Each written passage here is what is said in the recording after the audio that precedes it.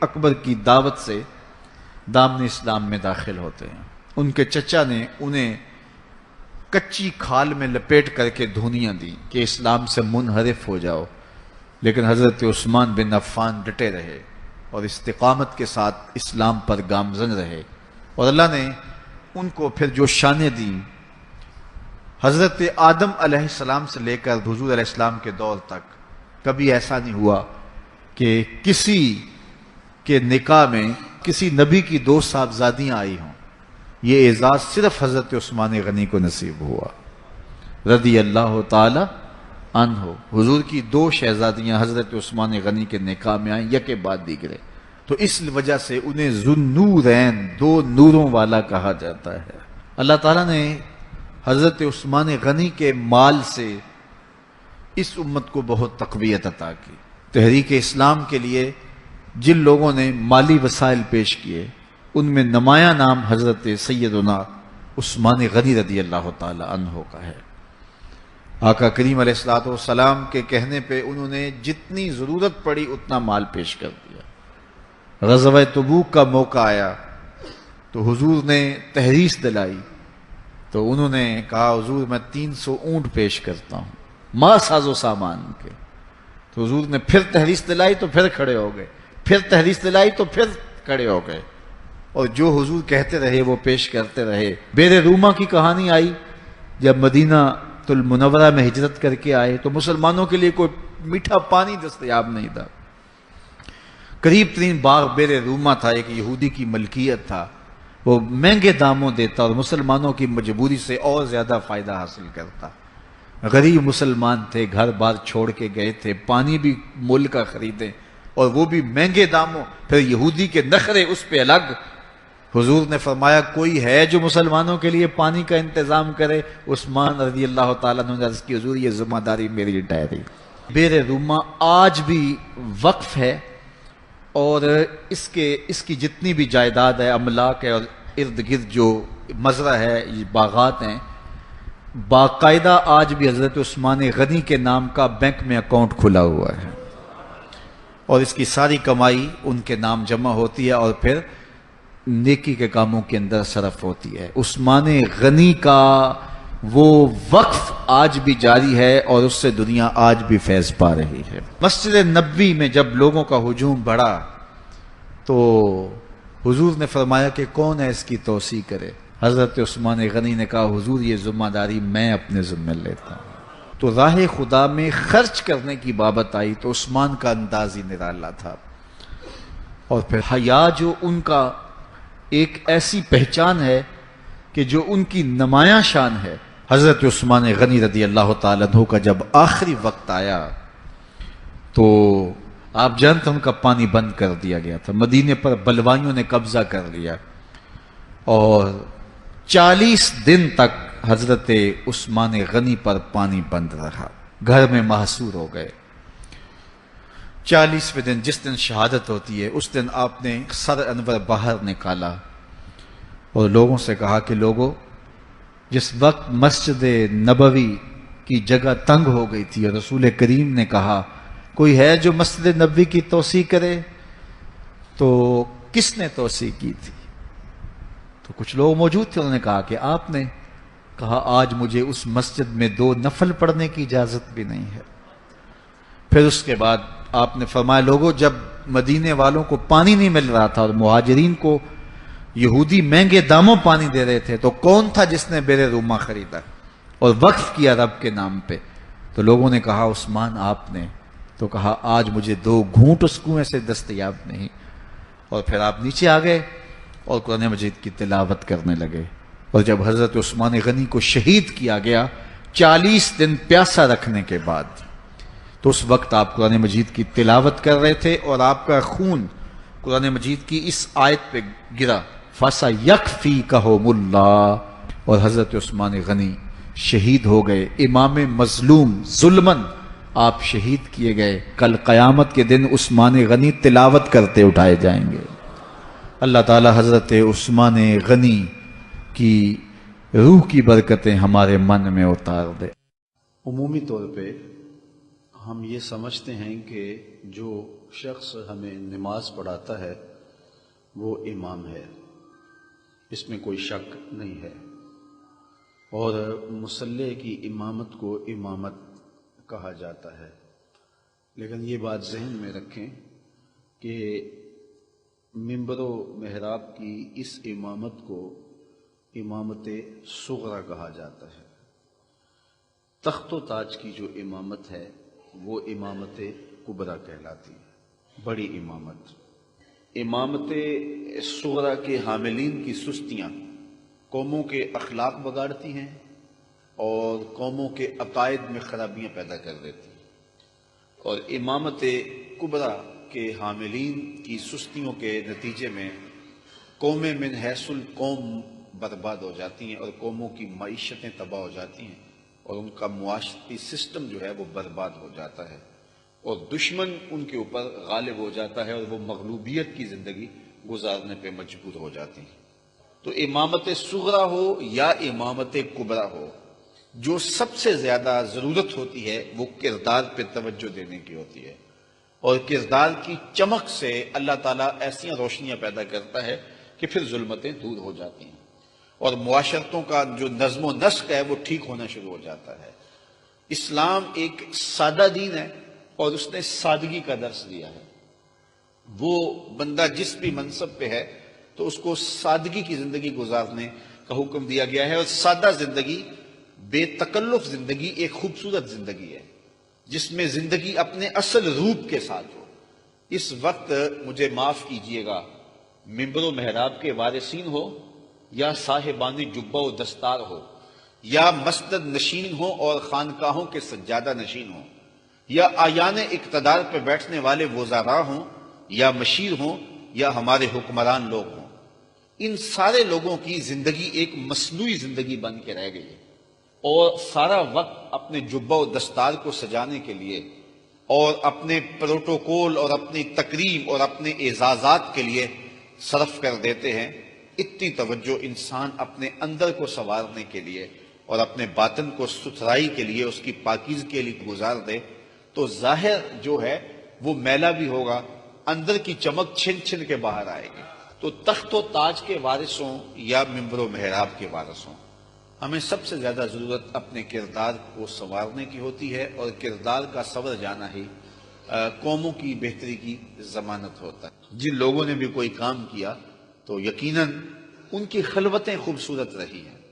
ایک زمانے میں ایک معروف بزرگ انتقال کر گئے، لیکن انہوں نے ایک وصیت کی مرتے ہوئے کہ میرا جنازہ وہ پڑھائے جس کی عصر کی سنتیں بھی قضا نہ ہوئی ہوں، جو کہ شرعی تاکید نہیں رکھتی، لیکن اس کی وہ سنتیں بھی قضا نہ ہوئی ہوں۔ بڑے بڑے زاہد اور تہجد گزار اور شب زندہ دار دم بخود ہے کہ زندگی میں ایسی کوتاہیاں تو کبھی سرزد ہو جاتی ہیں، نہیں تو جوانی کے اندر تو بڑی سستیاں ہو جاتی ہیں۔ تو یہ اتنی کڑی شرط اور کون نبھائے گا؟ حضرت کا جنازہ پڑا ہے اور کوئی آگے بڑھنے کی ہمت نہیں کر رہا۔ جب جنازے کو دیر ہونے لگی اور لوگوں میں چیخ گوئیاں زیادہ شروع ہوئی تو سلطان شمس الدین التمش، جو وقت کا حکمران ہے، آنکھوں میں آنسو ہیں تو آگے بڑھا اور مصلی پہ کھڑا ہو کے کہنے لگا، مرنے والا مر گیا، ہمیں بے نقاب کر کے۔ یہ تھے حکمران، اور پھر ان کا جو روپ تھا دشمنوں پر اور ان کی جو قوت تھی دشمنوں پر، یہ ان کے کردار کی چمک تھی۔ تو امامت صغرا ہو یا امامت کبریٰ ہو، مصلی کی امامت ہو یا تخت و تاج کی امامت ہو، ہمیں سب سے زیادہ توجہ اپنے کردار کی طرف دینا ہوتی ہے، اور جب ہمارا کردار خلوت میں خوبصورت ہو تو پھر ہماری جلوتوں کے اندر روب پیدا ہو جاتا ہے، ہمارے لہجوں کے اندر رس بھر جاتا ہے، ہماری آواز میں تاثیر پیدا ہو جاتی ہے، پھر ہمارا حکم ٹالا نہیں جاتا۔ یار پھر حکم انسان کیا ٹالے گا، پھر تو زمین بھی حکم نہیں ٹالتی، پھر تو پہاڑ بھی راستہ دے دیتے ہیں۔ جب زلزلہ آتا ہے تو حضرت عمر مدینے میں کھڑے ہیں تو زمین کانپنے لگی ہے تو درہ زمین پہ مارتے ہیں اور کہتے ہیں، زمین ٹھہر جا، کیا عمر نے تیری چھاتی پہ عدل نہیں کیا ہے؟ تو زمین ٹھہر جاتی ہے۔ وہ کردار کی چمک تھی۔ اور ایک لونڈی رو رہی ہے مدینے کی گلی میں، حضرت عمر گزرتے ہیں تو پوچھا کہ تم کیوں رو رہی ہو؟ اس نے کہا کہ ٹھوکر لگی اور جو میں تیل لے کے آ رہی تھی، وہ بہہ گیا اور زمین میں جذب ہو گیا۔ اب میری مالکہ بڑی سخت گیر ہے، تو جب اسے یہ پتہ چلے گا تو وہ میرے پر بہت زجر و توبیخ کرے گی، میں ڈرتی ہوئی گھر جانے سے گھبرا رہی ہوں۔ تو حضرت عمر نے درہ زمین پہ مارا اور زمین کو کہا، زمین کیا عمر نے تیرے پہ عدل نہیں کیا اور تو میرے ہوتے ہوئے ایک لونڈی کا تیل جذب کر جائے؟ تو زمین نے فوراً تیل اگل دیا، کہا اس کو اپنے برتن میں ڈال لو۔ تو یہ عمر تھے رضی اللہ تعالیٰ عنہ کہ زمین بھی حکم مانتی تھی۔ مکہ المکرمہ عزتوں کی آماجگاہ ہے، وقار کی تکیہ گاہ ہے اور مسند تکریم ہے۔ یہ ام القریٰ ہے، شہروں کی ماں ہے۔ اس شہر کو یہ عزت، یہ تکریم، یہ وقار کیوں نصیب ہوا؟ یہاں کعبۃ اللہ ہے، مقام ابراہیم ہے، چاہے زمزم ہے، صفا و مروہ ہے، مزدلفہ، منا اور عرفات ہیں، رکن یمانی ہے، رکن اسود اور رکن شامی ہے۔ یہاں حجر اسود نصب کیا گیا ہے، باب کعبہ ہے، سقف بیت اللہ ہے، میزاب رحمت ہے، مطاف ہے، حتیم ہے، مستجاب ہے، مستجار ہے، ملتزم ہے، قدم قدم پہ انوار کی برستی برکھا ہے۔ شاید اس لیے یہ شہر معزز ہے، شاید اس لیے یہ شہر معزز ہے، اس میں کوئی شک نہیں ہے۔ یہ سارے حوالے عظمت کے ہیں اور یہ اس شہر مکہ کی عظمت کا سبب اور ذریعہ ہیں، لیکن اس شہر کی عظمت کا سب سے بڑا حوالہ وَأَنْتَ حِلٌّ بِهَذَا الْبَلَدِ، محبوب اس شہر کی گلیاں تیرے قدموں کو چومتی رہی ہیں، اس شہر کی ہواؤں نے تیرے انفاس کی خوشبو سونگھی ہے۔ اس لیے مجھے شہر کی قسم کہ شہر میں تم رہتے ہو، یہ شہر تمہارا بسیرا رہا ہے، محبوب اس شہر میں تمہارے ڈیرے ہیں، اس لیے مجھے شہر کی قسم کہ یہاں آپ رہتے ہیں۔ تو شہر مکہ کی قسم کی، اور شہر مکہ عزتوں کا بہت بڑا ظرف ہوا۔ تو شہر مدینہ، شہر خوباں، شہر جمال، شہر نور، شہر رحمت، مدینہ المنورہ عزتوں کی آماجگاہ اس لیے بنا کہ یہاں حضور نے آ کے ڈیرا لگایا، اور ان کے وجود کی برکت سے یہ شہر عزت کے اس مقام پہ پہنچا کہ دنیا کا کوئی شہر اس کی عظمتوں کو چھو نہیں سکتا، اس لیے کہ اس شہر کو نسبت ہے رسول کریم صلی اللہ علیہ وسلم سے۔ 8 ہجری میں مکہ فتح ہو گیا، اور حضور فتح مکہ کے بعد واپس مکے پلٹ جاتے۔ میاں جس وجہ سے میں آیا تھا وہ وجہ ہٹ گئی ہے، اب مکہ فتح ہو گیا ہے تو میں واپس چلتا ہوں، لیکن نہیں، حضور علیہ الصلوۃ والسلام رک گئے، اور آقا کریم علیہ الصلوۃ والسلام نے ہمیشہ اس شہر کے ساتھ وفا کا جو ربط و رشتہ تھا وہ نبھایا، حتیٰ کہ حضور کی تربت نور اور حضور کی قبر انور بھی اس شہر منور میں بنی۔ تو یہ شہر اب عزتوں کا وہ ظرف قرار پایا اور وہ مقام رفیع بنا کہ علماء فرماتے ہیں کہ کائنات میں سب سے افضل کوئی شہر ہے تو وہ شہر مدینہ ہے۔ علماء کے مابین اس بات میں اختلاف پیدا ہے کہ مکہ المکرمہ افضل ہے یا مدینہ النبی افضل ہے، یہ ایک علمی اختلاف ہے۔ بعض نے کہا کہ مکہ افضل، بعض نے کہا مدینہ افضل، دونوں جانب سے دلائل موجود ہیں، لیکن شیخ عبدالحق محدث دہلوی فرماتے ہیں جب حضور مکے میں تھے تو مکہ افضل تھا، جب مدینے میں آ گئے تو مدینہ افضل ہو گیا۔ جدھر جدھر سے وہ گزرتے رہے مجد و شرف بھی پیچھے پیچھے رہا۔ اللہ اکبر۔ تو عزتوں کی آماجگاہ بنا اور برکتوں کی آماجگاہ بنا، اور یہ وہ شہر نور ہے جس میں 70,000 فرشتے صبح کو حاضر ہوتے ہیں، 70,000 فرشتے شام کو حاضر ہوتے ہیں اور حضور کی بارگاہ میں سلام پیش کرتے ہیں، اور جو ایک بار آتا ہے پھر قیامت تک اس کو آنے کا موقع نصیب نہیں ہوتا۔ یہ تو حضور کے غلام ہیں جو بار بار بلائے جاتے ہیں، ورنہ اس شہر میں جانا یہ خوش نصیب لوگوں کا مقصوم ہے۔ اور حضرت امام مالک کا مسلک دیکھیے، امام شافعی، امام احمد بن حنبل اور امام اعظم ابو حنیفہ علیہم الرضوان فرماتے ہیں کہ اگر کوئی شخص حضور کے روضے پہ جائے تو واپس آ کے کہے کہ میں حضور کے روضے سے ہو کے آیا ہوں، اور جا رہا ہو تو کہے کہ میں حضور علیہ السلام کے روزے پہ حاضری کے لیے جا رہا ہوں.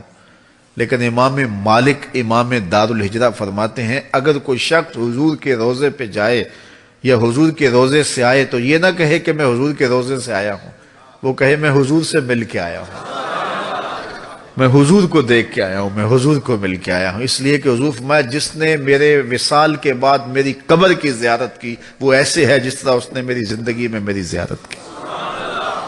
اور یہ بھی فرمایا جس نے میری قبر کی زیارت کی اللہ اکبر اس کے اوپر میری شفاعت واجب ہو گئی. من زار قبری واجبت لہو شفاعتی، اس کے اوپر میری شفاعت لازم ہو گئی.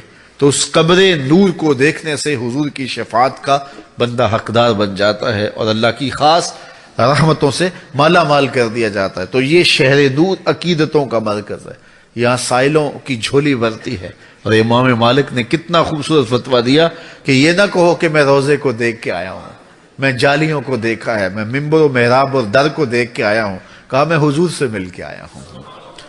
اور پردہ جو دیوار کا ہے اور جالیوں کا ہے وہ ہمارے لیے ہے، ادھر سے پردہ نہیں ہے. وہ آنے والے کو دیکھ رہے ہیں، اس کی کیفیت قلب کو دیکھ رہے ہیں، کون کس جذبے سے آیا ہے. اور اگر جانے والے کی آنکھیں بینا ہوں اور بصیرت کے اجالے اسے نصیب ہوں تو پردہ اس کے لیے بھی نہیں ہوتا، پردے ہٹا دیے جاتے ہیں اور جانے والے کو بارگاہ ناس کے اندر جو ہے وہ پیش کر دیا جاتا ہے.